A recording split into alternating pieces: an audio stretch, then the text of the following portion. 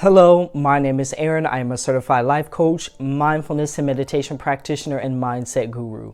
In this video, I'm going to be giving you some journaling prompts that you can use in order to improve your finances.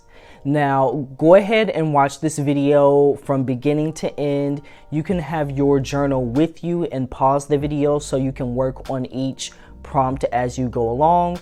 Or you can, simply write all of the journaling prompts down and perhaps set aside some self-care time and work through them on your own.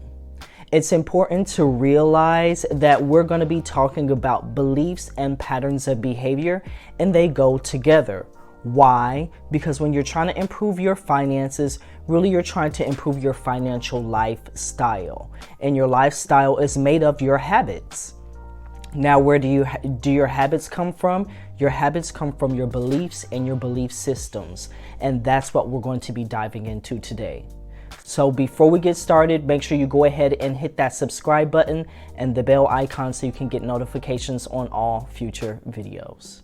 Okay, now I do have my computer right here just so that I can keep myself on track.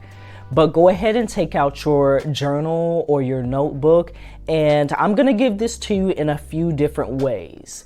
But the first way that we're going to do it is from the bottom up. So we're going to start with beliefs, and we're going to go through patterns of behavior. So your first journaling question is, what negative phrases did you hear as a child from the adults or your parents or your caregivers around you? What were those negative phrases? And I'm pretty sure some of them could come to your mind, without you having to think too hard. But our beliefs and our belief systems are passed on to us from the adults around us. And honestly, not just the adults. You learn about beliefs and you learn about the world from even other children, or your teachers, or just people who are in charge or who you spend the most time with as a child. So it's important to make a list of the beliefs and the things that you heard and the things that you saw regarding finances and money when you were a child. Question number 2 is going to be, out of the beliefs that you wrote down, out of the phrases that you wrote down, which of those phrases do you commonly hear yourself saying? Which ones do you commonly hear yourself saying? Because perhaps all of them you don't say, but there are probably some that you do say. So go ahead and journal about that question. So your third prompt in this section is, from those beliefs from those phrases that you commonly hear yourself saying. I'm saying beliefs because you can probably, assume in the direction in which we're going, these phrases turn into your beliefs. So of those phrases that you commonly hear yourself saying, which ones do you act from? Which ones do you act from? How do those phrases show up as beliefs? And more importantly, how do they show up as habits in your life that are not currently supporting your goal of financial well-being, of financial abundance, of financial independence? So which of those phrases do you act from, and what are those unsupportive patterns of behavior? Now, if you haven't already answered those questions, you can pause the video here, but you can keep going if you'd like. I want to give you some examples so that you can kind of see how this would play out, but I don't want to put anything in your mind. So it's up to you. You can answer the questions and then continue on, or you can listen to my examples and go back and see if they apply to your life. But let's think about some types of unsupportive patterns of behavior, like overspending. This is a very common one. So many people will overspend for a variety of reasons, but say you overspend because you discover that you have this underlying belief that you never have enough. You feel deep down inside that you never have enough, that you never know where your next dollar is coming from. So this results in, when you get your paycheck, you're like, okay, well, I need to go ahead and spend all of this money now because I don't know if this money is going to be snatched away from me or taken away from me, or I don't know if I'm going to be able to eat tomorrow, so I need to eat everything today. Now, what you'll realize is this is kind of going against your goal of financial well-being, because you're never going to be able to really get to that place of financial abundance and financial independence as long as you're operating from this negative limiting belief of, I don't have enough, I'll never have enough. Then all of your behaviors are going to come from that belief. So you really want to identify what that is, that belief, and that unsupportive pattern of behavior. And just one more note before I go on to the next one. From the first one, overspending, you'll find that a lot of people who overspend, or perhaps if you overspend and you figured out that it comes from that negative limiting belief that I just explained, we still have this goal of not living check to check. You may still have that goal, okay, I want to have that financial abundance, I want to have that financial independence, I don't want to live check to check, but you kind of self-sabotage by getting yourself into that pattern, because instead of actually being able to save and realizing that if I don't buy everything right now, if I don't spend up all my money right now, I will have money left over to be able to put into a new financial system or to develop a new financial routine. When you end up overspending and just buying a lot of things, then you end up broke and you end up living check to check. But the next one is very similar. It's hoarding. So you'll find that people probably who fall into the first category, if you fall into that first category, then you may also be a hoarder. You may have a home full of items that you don't use or that you don't need, and at the same time you're always wondering where your next dollar is going to come from. You're afraid of not being able to pay your bills, and you're living from this mindset and this belief system of lack. And you find that also people who hoard, or those who hoard, don't want to give things away because of that underlying belief, or that underlying belief system of that I will never have enough, I don't ever have enough, the world is a cold, harsh place and no one is here to take care of me, no one is here to support me, I don't have financial support, I don't have love and care from others. So this will also keep you in a negative place financially. Another belief is going to be overworking.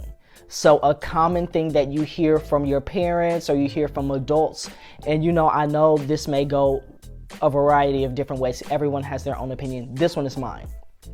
But you always hear, you have to work hard for your money. I have to work hard for my money. But there are people out here, and you could probably read between the lines, who are doing a lot of easy things for a lot of money, and they are not working very hard. There are people who sell their dirty socks online, and I can't imagine that they are working that hard and they are making a ton of money. Now, do I think that this means that you should just be lazy and not work at all? No, I'm not saying that at all. I'm saying that if you realize that you're working very hard for little amount of money, and you're in a financial situation or you're in a financial lifestyle that supports you working hard for a little bit of money, then you probably need to reevaluate your beliefs and look at your patterns of behavior that come from those beliefs. Because I'm not really here to tell you, oh, your beliefs are right or your beliefs are wrong. I'm saying that your beliefs are either supportive or they are not supportive of your goal. And if your goal is overall financial well-being, then you may want to look at, okay, are my patterns of behavior supporting that? Are the beliefs that result in those patterns of behavior supporting me or not supporting me? But let's go on and look at another way to approach these journaling prompts and another way to approach these questions. Okay, so we did the bottom-up approach where we looked at the beliefs and we slowly work towards the patterns of behavior, but that may be difficult for some people. So you can also take a top-down approach. You can first identify 1 to 3 patterns of behavior that you already know are not supporting your goal of financial well-being, of financial abundance, or financial independence. So go ahead and pause the video now, or just write this question down and work through it later. But you can probably already figure out what those are just by looking at your life, or perhaps you listen to some of the examples that I just gave. So the first thing you're going to do is identify 1 to 3 unsupportive patterns of behavior. The second prompt, or the second thing that you're going to do, is look at what beliefs do I have about myself, about others, or the world around me that tell me that it is okay for me to engage in those patterns of behavior.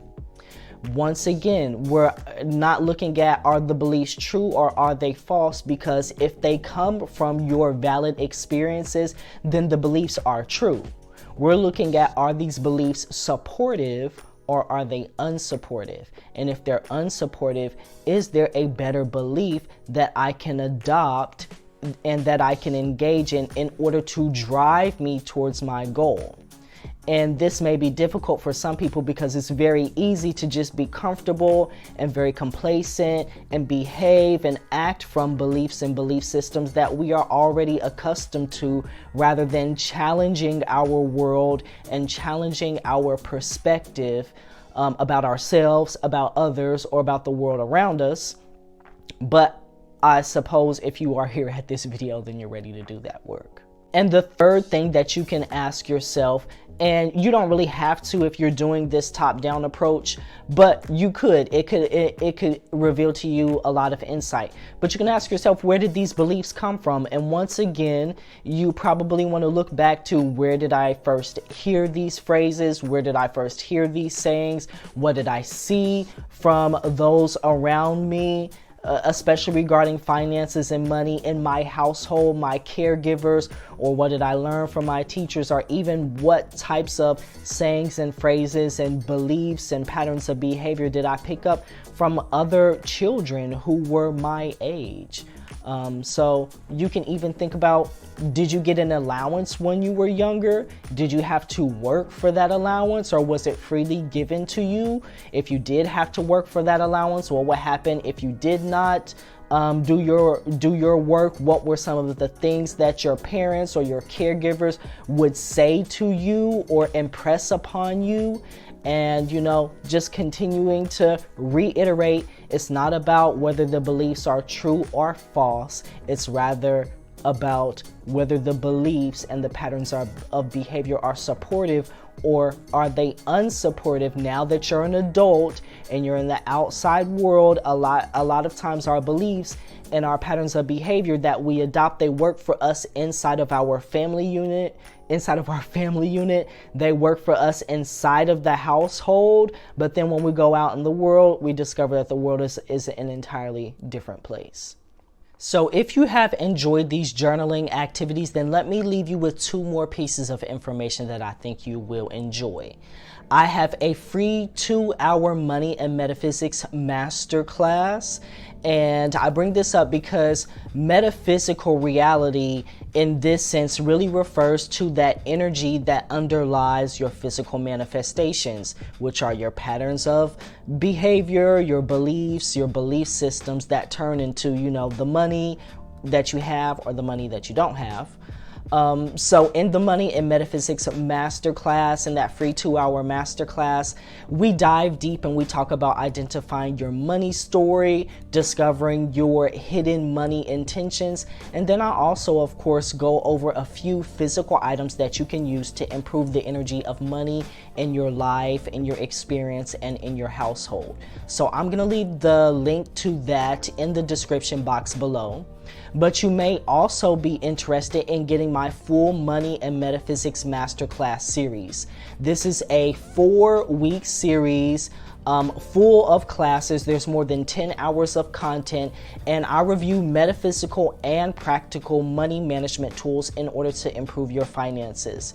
So we talk about limiting beliefs and your belief systems. We talk about money, your money mindset, identifying what is working for you, what's not working for you. We go through a lot of transformational activities, including hypnosis. There are guided meditations. We do EFT, but then I also dive deeper and I help you with credit repair, restructuring your financial system into one that's automatically going to save you money while being able to spend the money that you want and need in order to survive and thrive. We talk about a Tibetan technique for money manifestation, but I also bring in lucid dreaming and active imagination and yoga nidra. There's so much jam-packed into this masterclass series. I guarantee it that you will be a completely different person in a completely different situation if you follow it from beginning to end. And there's also a 90-page workbook that has tons of activities and tons of exercises regarding improving your finances, including, once again, those sections on credit repair. It has credit repair template letters, suggested credit cards, and how to manage your credit cards. I'm going to show you how to go on vacation using rewards points to pay for your flights and pay for your hotels and all of that good stuff. So I'm going to include the link to both of those below, the free 2-hour Money and Metaphysics Masterclass, as well as the 4-week Money and Metaphysics Masterclass series. If you have enjoyed this video, make sure once again that you go ahead and subscribe and hit that bell icon so you can get notifications on all future videos. And if you have any questions, then drop those in the comment section below and I will definitely help you out. I will see you for the next, I'll see you here for the next video.